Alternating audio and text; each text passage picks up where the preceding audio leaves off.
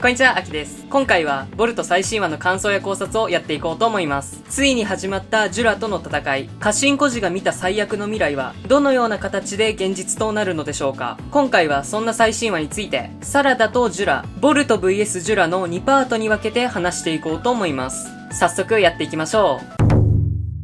最初にこれを読んでる時はめちゃくちゃ不安でした。2部に入ってから定期的にボルトはジュラに殺されると言及されていましたし、今回何かが起こるんじゃないかと思いながら読んでましたね。次のページでボルト死んでるんじゃないかとか思いながら見てました。結果から言いますと、この回でボルトが死ぬことはありませんでした。ではそんな最新話について見ていこうと思います。最新話はジュラが戦場に参戦するところから始まりました。ここで気になったのはジュラがサラダを一瞬凝視していた描写です。その後彼は他の忍びや竜の棘玉に一切気を配ることなくボルトとの戦闘へ移行しましたが、これを考えるとジュラはサラダにも興味を抱き始めているのだろうなと思いました。彼の最初のターゲットはナルトでしたが、すぐにひまわりに興味が移り、今ではチャクラの実を食らうことにも関心を示しています。このように好奇心旺盛な性格が描かれてきました。また彼は愛情が一体何なのかを知ろうとしています。この感情を力に変え重んじてきた内派一族はジュラの好奇心を刺激するには十分すぎる存在だなと思いました。彼は今まで見てきた光景から愛情が人類に不具合をもたらす有害なものと考えています。しかし同時にこの感情が竜を倒すほどの力をサラダに与えた有益な側面も見ています。このようにジュラは愛情が持つ2つの側面をこの戦いで目の当たりにしました。そして内派はこの二面性に最も直面してきた一族です。これらから考えると内派一族最後の末裔であるサラダはジュラとも深く関わっていくのではないかと感じました。またジュラの愛情への関心は新たなストーリーの発展も感じさせました。過去の動画で人真珠システムはオリジナルのジュラが人真珠という分身を使うことで未知の分野を学習し成長するためのものなのではないかと言ったのですが、もし次に新たな人真珠が生まれるとしたら愛情に関する人物がコピー元にされるのではないかと思いました。萌木は恋愛感情、サスケは家族愛を知るために利用されていると考えた場合、まだネガティブな愛情関係のデータを収集する担当がいないですよね。ここで思い出してほしいのが砂隠れ編が始まった16話です。この回ではサラダとスミレが恋愛感情が理由でギクシャクしてしまう場面が描かれていました。もしかするとこのエピソードは将来的にスミレが人真珠になることを示唆していたのではないかと思うようになりました。スミレが抱いた失恋や失意のような感情に学習データとして価値が見出されそうで不穏さを感じました。人真珠はコピー元の感情を反映しますが、この特性はサラダとスミレが本音をぶつけ合うという布石のようにも思えます。またスミレは自分を委員長としか呼んでもらえないことにコンプレックスを抱いていましたが、筧スミレとボルトたちが呼び名を改めるきっかけにもなりそうだなと思いました。これらから考えるとスミレをコピーした人真珠が生まれるかもしれないと不安になりました。愛情の二面性を目の当たりにすることとなったジュラ、そんな彼の疑問や好奇心は新たなストーリーと戦いを予感させるものだなと思いました。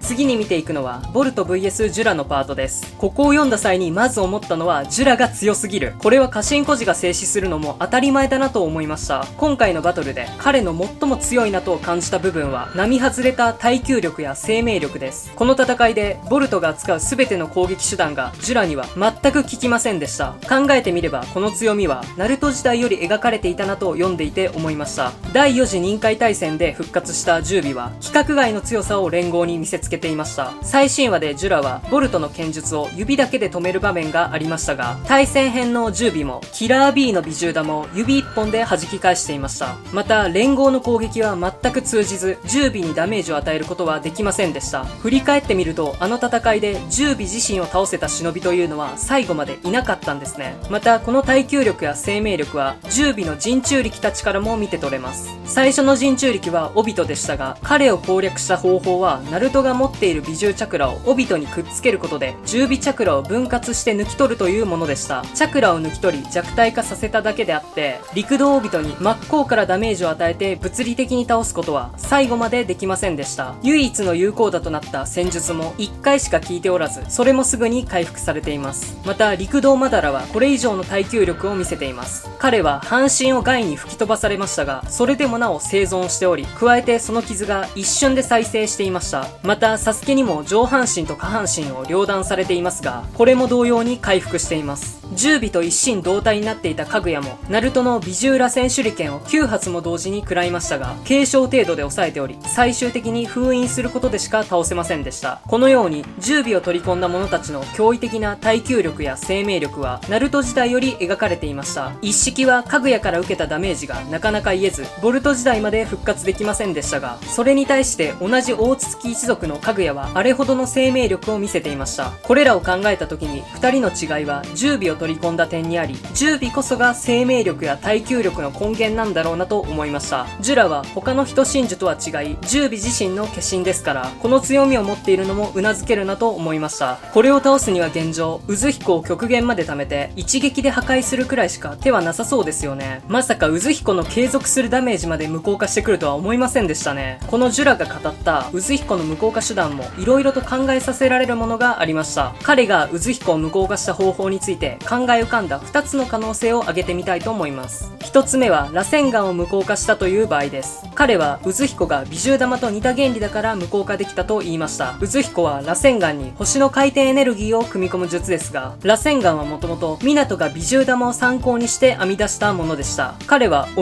に打ち込まれた螺旋岩を美獣玉を作る要領で相殺や対処したと考えられます。2つ目は星の回転エネルギーを無効化したという場合です。これは私の美獣玉と似た原理というセリフからその可能性を感じました。私の美獣玉という言い回しはジュラ特有の美獣玉とも考えられます。こう考えた時にもしかすると彼も星の回転エネルギーを美獣玉に取り入れているのではないかと思うようになりました。ジュラたちのアジトには巨大な木があり、これが新たな人真珠を生んだりトゲ玉になったヒダリを蘇らせたりしていました。もしあれがオリジナルの真珠だったとしたら、この木が星のエネルギーを吸って化身のジュラに力を送り、彼がそれを利用しているのではないかと思いました。そのため自身に打ち込まれた星の回転エネルギーも簡単に理解でき無効化できたのではないかと思いました。ボルトは高度に渦彦を打ち込んだ際に、お前の体内に巡るその力は星の回転エネルギーだと言っていましたが、ジュラも最新話でこの力はと言っており、ここからも星のチャクラを感じ取った可能性が浮かびました。螺旋岩自体を無効化したのか、星のエネルギーを無効化したのかはまだわからないですが、切り札が